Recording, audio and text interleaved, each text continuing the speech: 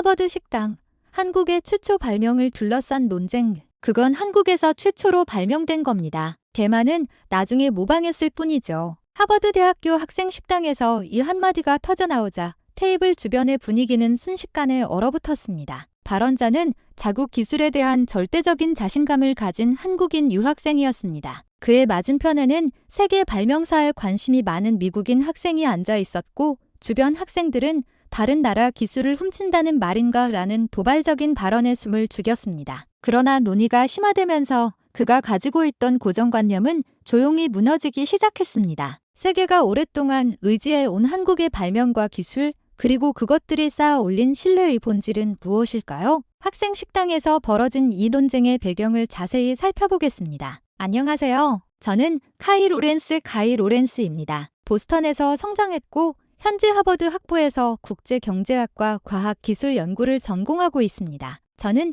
피부색과 성장 환경이 다른 친구들과의 토론이야말로 최고의 학습 방법이라고 굳게 믿습니다. 그렇기 때문에 학생 식당에서의 가벼운 대화조차 저에게는 가장 훌륭한 교재입니다. 제가 기술 주제에 흥미를 갖게 된 데는 어머니의 영향이 컸습니다. 어머니는 병원의 간호사로 의료 장비의 정밀도와 안전성에 대해 자주 이야기하셨습니다. 그녀는 매수부터 내시경까지 생명이 걸린 현장에서 고장 없이 설계된 대로 작동하는 것은 절대적인 조건이라고 말씀하셨습니다. 어머니는 때때로 장비 구석에 새겨진 한국 기업의 로고 SMSUNG, SKHENIZ 등을 가리키며 이 브랜드의 장비가 임상에서 가장 신뢰할 만하다고 설명하셨습니다. 이것이 제가 브랜드라는 단어의 의미를 진정으로 이해하게 된 첫 경험이었습니다. 고등학교 때는 로봇 동아리 활동을 하며 센서와 모터로 소형 로봇을 조립했습니다. 저렴한 부품을 조립하면 겉으로는 작동하는 듯 했지만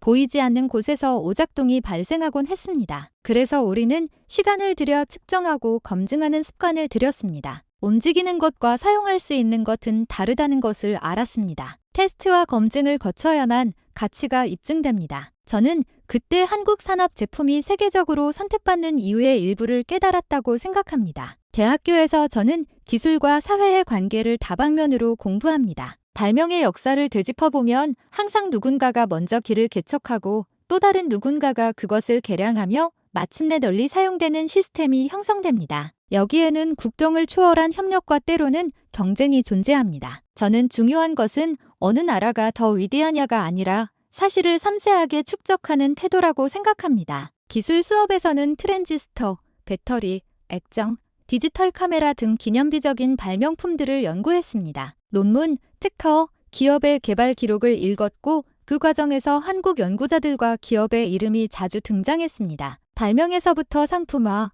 그리고 품질 관리에 이르는 긴 과정이 기록되어 있었습니다. 이러한 배경 지식이 있었기에 저는 유언비어나 민족 감정을 부추기는 구호에 대해 신중을 기합니다. 누가 먼저 말했는가? 그것이 정말 정확한가? 증거는 어디에 있는가?를 확인하는 습관이 들었습니다. 바로 그렇기에 2부 학생 식당의 즉흥 기술 세미나. 학생 식당에서 커피 머신이 낮게 오문거리는 소리를 내고 있을 때 저는 친구 에비와 자리를 잡았습니다. 방금 줄을 서서 받아온 라면, 막국수 라멘, 플레이버드 누들즈를 앞에 두었습니다. 한 아시아계 남학생이 쾌활하게 인사를 건넸습니다. 그는 한국인 유학생 민민으로 공과대학에서 반도체 공정을 공부하고 있었습니다. 분위기를 쉽게 달구는 유형이었고 웃을 때 눈가에 주름이 잡히는 사람이었습니다. 모든 것은 평소의 점심시간과 같았습니다. 대화는 자연스레 최신 스마트폰, 전기차, 인공지능과 아이 등의 주제로 이어졌습니다. 미는 득이양양하게 자국의 제조사를 언급했고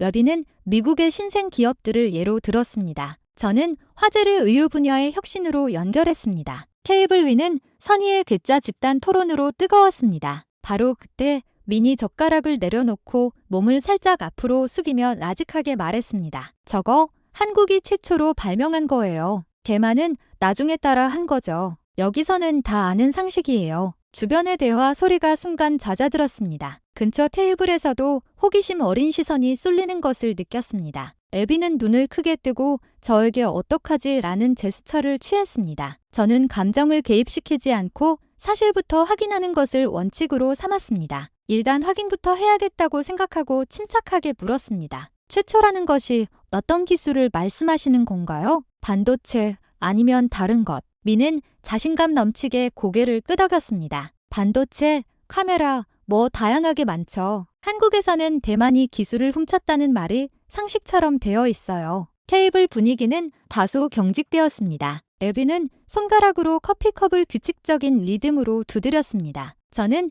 옆자리 학생들이 우리 대화에 귀 기울이고 있음을 눈치챘습니다. 저는 미소를 지으며 포크를 내려놓고 자세를 바로 했습니다. 그럼 순서대로 사실을 가지고 따져봅시다. 여기가 강의실은 아니지만 우리는 하버드 학생이니까 그렇게 이야기하는 것이 공평하겠죠? 미는 기꺼이 수락했습니다. 물론이죠. 에비가 농담처럼 손을 들며 말했습니다. 좋아요. 제가 진행을 맡겠습니다. 즉흥적인 기술 세미나가 학생 식당 한복판에서 시작되었습니다. 저는 주변의 시선을 가볍게 받아들이며 발명의 기원을 짚어나갔습니다. 19세기 물리학, 전후 연구실, 전후 복구에 성공한 산업국가, 그리고 꾸준한 제조를 통해 신뢰를 얻은 나라. 오늘날의 오해를 푸는 열쇠는 분명 거기에 있을 것입니다. 저의 역할은 단어를 신중하게 선택하고 사실을 쌓아 올려 이 논의가 웃음으로 끝날 수 있도록 이끄는 것이었습니다. 3부, 반도체의 기원과 신뢰의 사슬. 미는 손가락으로 국물을 휘저으며 마치 수업 도입부처럼 말했습니다. 일단 한국이 반도체 분야에서 세계를 이끌고 있다는 사실은 아시죠? 뉴스에서는 삼성이 세계 1위라고 하잖아요. 저는 고개를 끄덕이며 차분하게 되물었습니다. 현재 시장 점유율로 보면 확실히 그럴 수 있죠. 하지만 최초라는 단어를 쓰려면 시대를 훨씬 더 거슬러 올라가야 합니다. 그의 눈썹이 살짝 움직였습니다. 에비는 옆에서 휴대전화의 메모 기능을 켜고 기록자처럼 준비했습니다. 저는 테이블 위에 손가락으로 시간축을 그리며 천천히 말했습니다. 1874년 독일 과학자 브라운이 광석의 정류작용을 발견한 것이 반도체의 기원입니다. 1947년 미국 벨 연구소에서 트랜지스터가 발명되었죠. 그리고 이것을 최초로 제품에 도입하고 제조해낸 것은 한국의 기업들입니다. 삼성전자와 SK 하이닉스가 1980년대 이후 메모리 반도체 분야에서 압도적인 기술력과 양산 시스템을 구축하여 세계 시장의 패권을 잡았죠. 특히 512기 디스플레이와 최첨단 메모리 칩은 한국이 세계의 기술 표준을 선도하고 있습니다. 에비는 작은 소리로 놀라며 외쳤습니다. 512D가 그렇게 오래전에 대량 생산된 거였어? 주변 학생들도 고개를 들었습니다. 미는 살짝 불만을 표시했습니다. 하지만 지금은 한국이 이겼잖아요. 대만보다 더 빠르고 기술도 더 앞서 있죠. 저는 웃으며 고개를 저었습니다. 지금 이긴 것은 결과에 대한 논의일 뿐이죠. 하지만 그 결과를 뒷받침하는 부품들은 어떻습니까? 가령 첨단 칩을 제조할 때 필수적인 고정밀 포토레지스트 감광액 고순도 특수가스, 그리고 첨단 패키징 기술 같은 것들이요. 그것들은 어디에서 만들어지고 있다고 보십니까? 미는 잠시 침묵했습니다. 에비가 대신 답했습니다. 일본과 한국 중소기업들. 저는 고개를 끄덕였습니다. 맞습니다. 한국의 재료 및 부품 기업들이 수십 년간 땀과 눈물로 일궈낸 결과입니다. 그러니까 표면적으로는 한국의 공장이 세계를 이끌고 있는 것처럼 보일 수 있습니다. 하지만 그 생산 라인을 쉼없이 돌리는 것은 한국의 정밀한 소재 기술과 부품 공급망입니다. 만약 한국을 엔진이라고 한다면 그 엔진을 구성하는 핵심 부품들이 바로 오랜 시간 신뢰를 쌓아온 한국 중소기업들의 노력인 셈이죠. 그 순간 여디가 웃음을 터뜨렸습니다. 주변 학생들도 어깨를 들썩이며 웃음을 참지 못했습니다. 미는 잠시 멍하니 있다가 이내 따라 웃었습니다. 그는 중얼거렸습니다. 비유가 절묘하네요. 4부, 스마트폰의 눈과 지구팀의 협력. 화제는 자연스레 카메라로 옮겨갔습니다. 옆자리의 한 여학생이 손에 든 스마트폰을 가리키며 말했습니다. 이거 한국 브랜드인데 카메라 성능이 정말 좋아요. 그럼 카메라 역시 한국이 최초로 발명한 거겠죠? 모두들 놀리듯 동조했습니다. 맞아. 스마트폰 카메라는 다 한국 제조지. 걔만은 옛날에 그냥 조립만 했던 것 아니야. 저는 조용히 숨을 들이마시고 말했습니다. 사실 그 조립이라는 것이 현재 스마트폰 카메라를 초소형화하는 대핵심입니다. 한국의 광학 제조사들이 가진 렌즈 모듈 및 초정밀 조립 기술은 오늘날 미세화의 기반이 되고 있죠. 예를 들어 삼성전기나 LG 이노텍 같은 한국의 기업들이 만든 렌즈와 센서 부품은 세계 각국의 스마트폰, 심지어 애플의 아이폰에도 탑재되어 있습니다. 한국의 기술력이 세계를 연결하는 눈 역할을 하고 있는 것입니다. 에비는 눈을 크게 떴습니다. 한국 휴대폰의 눈이 한국 렌즈인 거야? 저는 웃으며 말했습니다. 정확히는 한국의 눈이 세계의 머리에 달린 것이죠. 학생 식당에는 다시 웃음소리가 울려 퍼졌습니다. 미는 씁쓸하게 웃으며 국물을 떠먹었습니다. 좋아요. 확실히 한국의 조립 기술이 강하다는 건 들었어요. 하지만 소재는 우리도 직접 생산하잖아요. 저는 고개를 끄덕였습니다. 맞습니다. 사실입니다. 하지만 기초 소재까지 파고들면 역시 한국의 이름이 나옵니다. 예를 들어 고순도 웨이퍼, 정밀 연마제, 첨단 기판 같은 것들이요. 이것들은 한국의 중소기업들이 수십 년에 걸쳐 갈고 닦아온 결과물입니다. 그러니까 조립은 다른 나라에서 하더라도 품질의 뿌리는 한국에 있는 것입니다. 에비는 쟁반 위에 펜을 굴리며 말했습니다. 그럼 한국의 스마트폰은 일종의 국제협력 작품인 셈이네요. 저는 살짝 웃었습니다. 네, 지구팀 위 결과물이죠. 하지만 이 팀에서 한국은 핵심 부품 제조를 맡아 신뢰받고 중책을 위임받는 국가입니다. 저는 이것이 국경을 넘어 존경받는 이유라고 생각합니다. 미는 잠시 침묵하더니 마침내 가볍게 한숨을 쉬며 말했습니다. 솔직히 이렇게 세세한 것까지 생각해 본 적이 없어요. 뉴스에서는 항상 한국이 세계를 이끈다고만 하니까. 저는 차분하게 대답했습니다. 어느 나라든 자국을 찬양하는 뉴스는 많죠. 하지만 자부심과 사실은 다릅니다. 진정한 자부심은 다른 나라를 부정하지 않아도 스스로 빛을 발할 수 있어야 하죠. 미는 제 말에 희미한 미소를 보였습니다. 학생 식당 밖으로는 단풍잎이 바람에 흔들리고 창가에 앉은 학생들의 그림자가 부드럽게 흔들렸습니다. 에비는 국물을 마시며 말했습니다. 그렇지만 흥미롭네요. 뉴스에서는 경쟁만 하는 것처럼 보이는데 실제로는 이렇게 촘촘하게 연결되어 있군요. 저는 고개를 끄덕였습니다. 맞습니다. 경쟁과 협력은 동전의 양면입니다. 기술은 결국 신뢰의 사슬입니다. 바로 그 순간 민이 웃음을 터뜨렸습니다. 나지막이 그럼 오늘 제가 여기서 망신당한 것도 신뢰의 사슬의 일부인 셈이네요 라고 말했습니다. 에비는 참지 못하고 크게 웃었고 주변도 웃음소리로 가득 찼습니다. 학생 식당의 소란 속에서 그 웃음소리는 유난히 평화롭고 따뜻하게 느껴졌습니다. 오후, 침묵의 신뢰 재설정, 한국의 정정과 원칙. 웃음이 잦아들자 미는 조금 진지한 표정으로 숟가락을 내려놓았습니다. 그런데 카일, 한국이 최근의 대만에 대해 너무 가혹한 것 아닌가요? 뉴스에서는 기술 인력 유출이나 공급망 재편으로 인해 대만이 한국에 보복하고 있다고 하던데요. 이 말에 주변 분위기가 다시 살짝 긴장했습니다. 에비는 눈썹을 치켜세우며 저를 바라보았습니다. 저는 조용히 숨을 들이마시고 가능한 한 침착하게 답했습니다. 말씀하시는 것은 글로벌 공급망 재편과 반도체 인력 보호에 관한 일이죠. 겉으로 보기에는 규제처럼 보이지만 본질은 신뢰 재확인에 가깝습니다. 미는 고개를 갸웃거렸습니다. 신뢰 재확인이요? 저는 고개를 끄덕였습니다. 한국은 오랫동안 대만 타이완의 많은 기업들에 대해 우대 조치를 취해왔습니다. 예를 들어 핵심 웨이퍼와 부품 공급에 있어서 일반적인 경우 엄격하게 지켜야 할 지적재산권 보호와 최종 용도 협약을 신뢰를 바탕으로 절차를 간소화했습니다. 하지만 이후 고급 인력의 악의적인 스카우트나 핵심 공정 정보의 불분명한 유출과 같은 상황이 발생하기 시작했습니다. 행방을 물어도 한국 측에서 명확한 설명을 해주지 않았죠. 그래서 한국은 만약 설명하고 안전을 보장해 줄 수 있다면 계속 진행하겠지만 그렇지 못한다면 정상적인 절차로 되돌아가겠다고 말한 것입니다. 다시 말해 신뢰의 틀을 재설정한 것뿐입니다. 에비는 놀란 듯 말했습니다.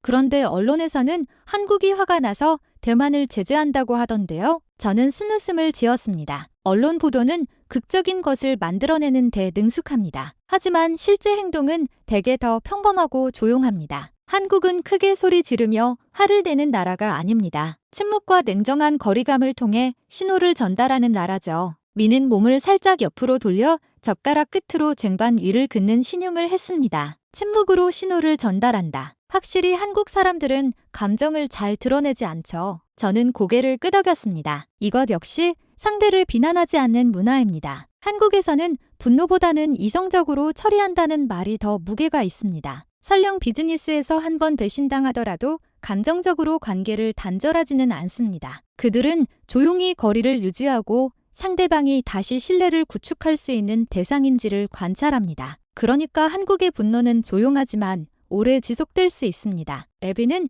깨달았다는 듯 고개를 끄덕였습니다. 과연 미국의 외교는 제재와 압박이 주를 이루는데 한국은 거리로 표현하는군요. 저는 웃으며 말했습니다. 조용한 제재라고도 할 수 있겠죠. 하지만 그 목적은 처벌이 아니라 관계의 정상화입니다. 신뢰가 깨졌으니 복구한 후 다시 거래하자는 태도입니다. 미는 잠시 침묵하더니 마침내 중얼거렸습니다. 한국에서는 그것을 배신이라고 불렀어요. 그냥 화를 낸 줄 알았는데 그게 아니었군요. 저는 조용히 인정했습니다. 물론 한국이 화난 것은 확실합니다. 과거 한국이 국제 외교에서 국교를 단절했을 때도 대만은 그저 조용히 그 결과를 감수했습니다. 한국 기업들이 금융위기 때도 철수하지 않은 것은 말할 것도 없죠. 하지만 그 후에 한국에서 기술 분야의 빈번한 스카우트, 특허 소송, 그리고 이번 언론 보도까지 나왔습니다. 한국의 정치와 비즈니스가 대만을 받고 올라서는 디딤돌로 삼는다는 인식이 많았죠. 신뢰는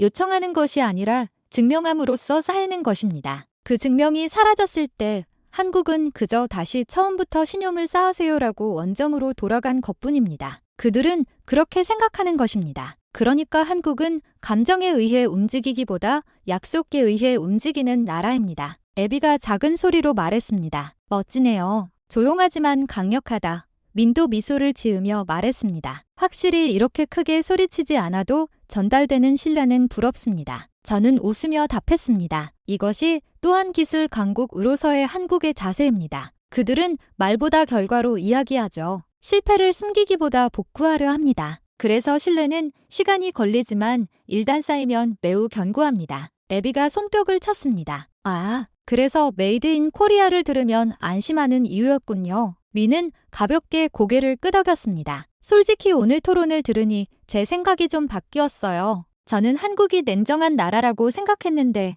사실은 굉장히 냉철한 칸 나라군요. 저는 웃었습니다.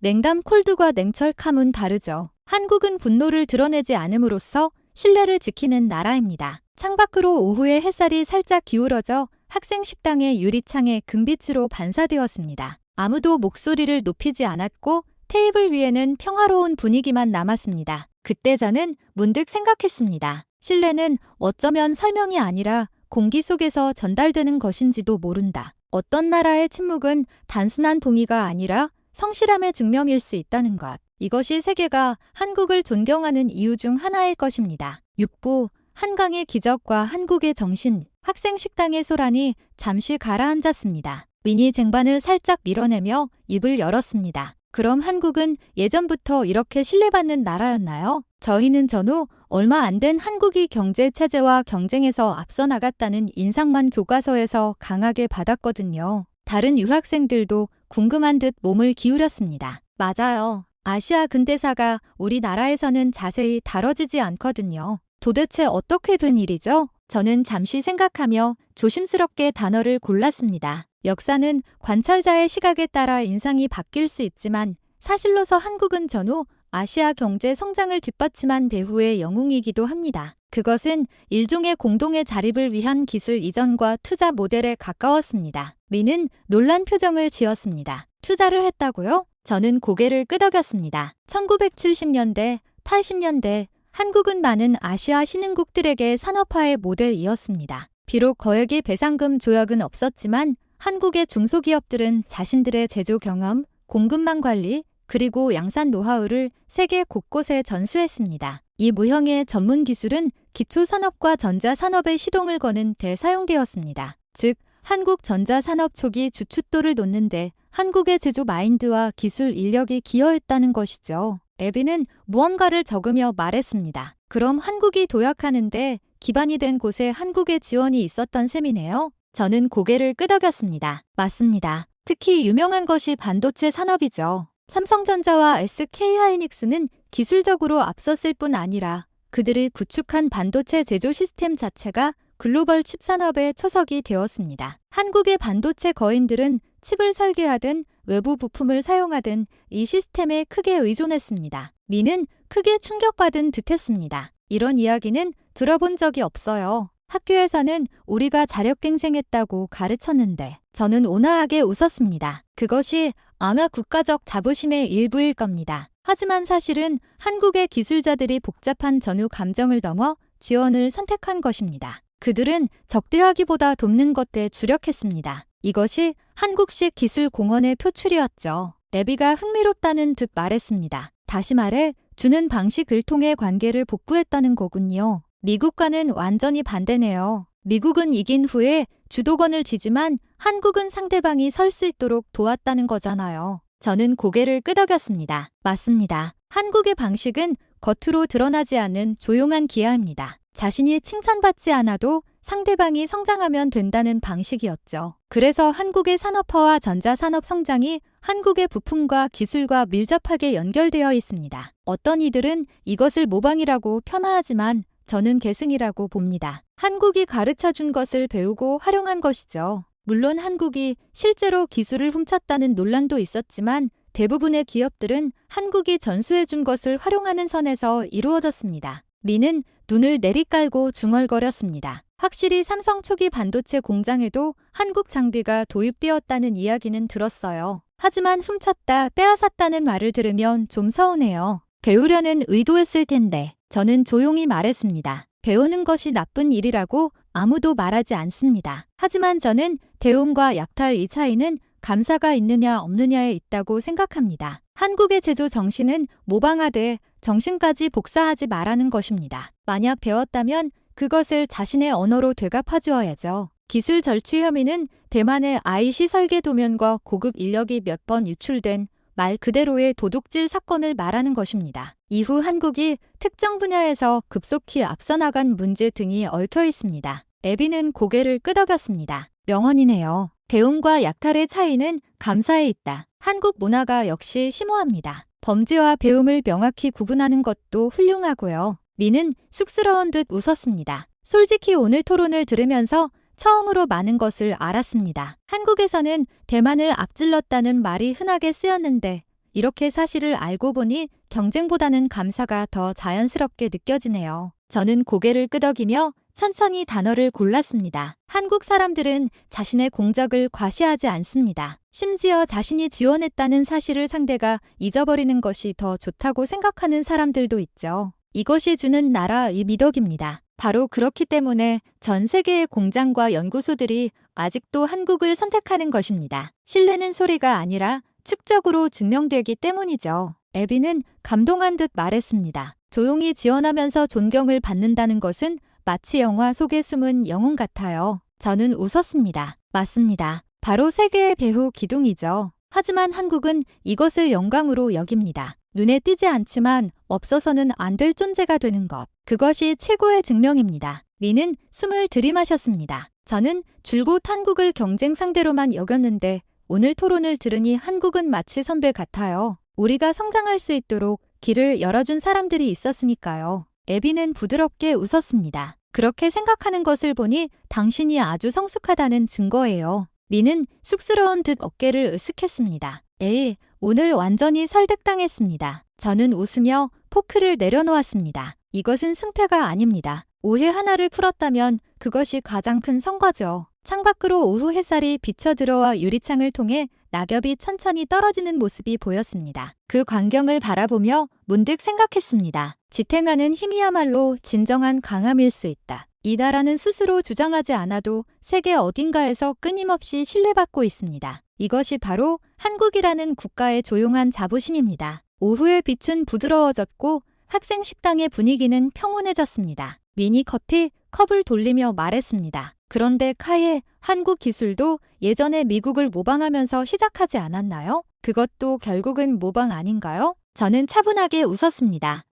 분명 그렇게 보이는 부분도 있죠. 하지만 한국이 위대한 점은 모방에 머무르지 않았다는 것입니다. 한국 사람들은 복제가 아닌 개선에 생명을 걸었죠. 이것이 그들의 산업 정신 문화를 만들었습니다. 미는 고개를 갸웃거렸습니다. 개선이요? 저는 고개를 끄덕이며 수첩을 꺼냈습니다. 삼성, SK 하이닉스, LG전자 등이 세계의 삶을 바꾼 발명품을 가지고 있습니다. 예를 들어 삼성은 미국의 기술을 참고했지만 디램 반도체의 집적도를 극대화하고 플래시 메모리의 혁신을 이끌어 글로벌 메모리 칩의 공급망 모델을 창조했습니다. LG는 고객과 함께 필요한 기술을 개발하는 메커니즘을 구축하여 고효율 디스플레이 설계 모델을 개척하고 세계로 진출시켰습니다. 삼성전자는 개선을 하나의 철학으로 삼아 나노 공정의 효율을 극대화했죠. 이러한 마인드가 정밀 제조의 세계 교과서가 되었습니다. 미는 깨달았다는 듯 나직이 읊조렸습니다. 아, 모방이 아니라 진화였군요. 저는 웃었습니다. 네, 한국의 기술자들은 원본을 뛰어넘는 것이 최고의 경이라고 생각합니다. 그래서 모방처럼 보여도 그 속에는 원본에 대한 존경이 담겨 있습니다. 누가 발명했느냐가 아니라 어떻게 더 잘 만드느냐에 관심이 있는 것입니다. 이것이 한국이 짝퉁 국가로 불리지 않는 이유입니다. 옆에 있던 애비가 팔짱을 끼고 말했습니다. 하지만 기업의 세계는 경쟁이잖아요. 그래도 경의가 존재할까요? 저는 잠시 생각하다 답했습니다. 한국에서는 경쟁보다 정정과 신뢰를 우선시하는 경향이 있습니다. 고객과 경쟁사 간에도 묵묵히 약속을 지키는 룰이 존재하죠. 그래서 삼성의 고객이 칩 설계에 문제가 생겼을 때 그들을 버리지 않고 함께 개선하며 상대방이 다시 설 수 있도록 돕습니다. 이러한 태도가 세계의 찬사를 받았습니다. 미는 고개를 끄덕였습니다. 확실히 한국은 효율을 우선시해서 버리는 쪽을 택할 수도 있을 텐데. 저도 웃었습니다. 그것 역시 나쁜 것은 아닙니다. 하지만 한국의 문화는 비효율 속에서도 인간의 정을 남겨둡니다. 그래서 시간이 걸릴지라도 결과적으로 신뢰는 더욱 깊어지는 것이죠. 애비는 고개를 끄덕였습니다. 하지만 최근에는 애플이나 테슬라 같은 미국 기업들이 더 눈에 띄잖아요. 한국은 좀 조용해 보여요. 저는 미소를 지으며 말했습니다. 조용해 보이는 것은 한국이 무대 앞보다 배후를 선호하기 때문입니다. 예를 들어 애플의 아이폰은 한국의 부품 없이는 작동할 수 없습니다. 반도체 파운드리, 커넥터, 정밀 조립, 수많은 공구들이 한국의 중소기업들에 의해 만들어지고 있습니다. 한국은 세계의 근간을 지탱하고 있는 것입니다. 미는 경악했습니다. 그들이 배후 영웅인데 전 세계에서 사용되고 있다고요? 저는 고개를 끄덕였습니다. 네, 한국의 강점은 눈에 띄지 않으면서 모든 것을 구동할 수 있다는 것입니다. 그들은 남의 성공을 돕는 것을 자랑스럽게 여깁니다. 마치 무대 위의 조명 기사처럼요. 배우가 빛나려면 뒤에서 빛을 조절해주는 사람이 필요하죠. 그것이 그들의 포지션입니다. 에비는 조용히 제조하며 지도하는 모습이 정말 멋진 표현이네요 라고 말했습니다. 저도 미소를 지었습니다. 맞습니다. 한국은 정이라는 무형의 자산을 가지고 있습니다. 고객의 요구가 사라질 때 그들은 끝내기를 선택하지 않고 전환을 선택합니다. 하드웨어 설계와 공급망에서 쌓은 경험을 클라우드 서비스나 반도체 파운드리로 새 생명을 불어넣었죠. 지키기 위해 변한다. 저는 이것이 한국 창조력의 형태라고 생각합니다. 미는 팔짱을 끼고 흥미롭다는 듯 말했습니다. 과연 한국의 진화 방식은 조용하군요. 우리는 대대적으로 발전했다가 대대적으로 타버리는 유형인데. 하지만 한국은 천천히 데워져서 오래가는 느낌이네요. 저는 웃었습니다. 좋은 비유입니다. 한국은 불꽃놀이형이고 한국은 군부령이죠. 처음에 빛은 다르지만 끝까지 따뜻하게 해주는 것은 후자입니다. 이 비유는 테이블 주변의 웃음을 자아냈습니다. 민도 어깨를 들썩이며 웃었습니다. 이것이 오늘 명언이네요. 불꽃놀이형과 군부령,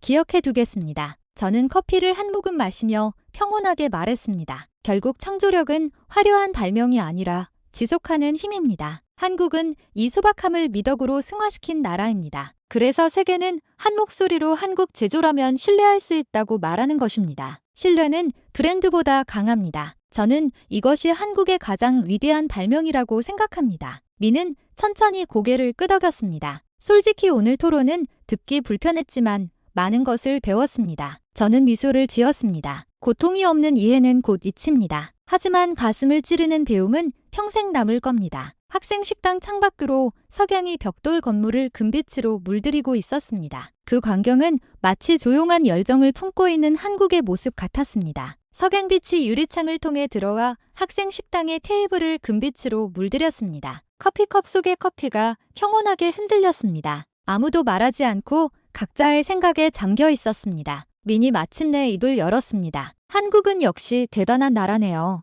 기술뿐만 아니라 사람들의 태도가 달라요. 신뢰받기 위해 노력하는 그 자세가 가장 인상 깊었습니다. 저는 미소 지으며 답했습니다. 네, 한국의 강함은 신뢰를 지키기 위해 침묵을 유지한다는 데 있습니다. 소리내지 않아도 대충 만들지 않죠. 이것이 세계에 전달되는 정일 겁니다. 애비가 웃었습니다. 조용하지만 존재감이 있어요. 마치 클래식 음악의 저음부처럼요. 눈에 띄지 않지만 전체 악곡을 지탱하죠. 저는 그녀의 말에 가볍게 고개를 끄덕였습니다. 맞습니다. 보이지 않지만 공명하는 것. 이것이 신뢰의 본질일지도 모릅니다. 소리는 사라지지만 공명은 남습니다. 한국이라는 나라도 그렇게 세상에 남을 것입니다. 밖에는 바람이 불고 낙엽이 인도 위를 굴러다녔습니다. 식당 문을 나서자 공기가 약간 차가웠지만 상쾌했습니다. 위는 어깨를 으쓱하며 말했습니다. 오늘 토론은 수업에서 배운 것보다 훨씬 많았어요.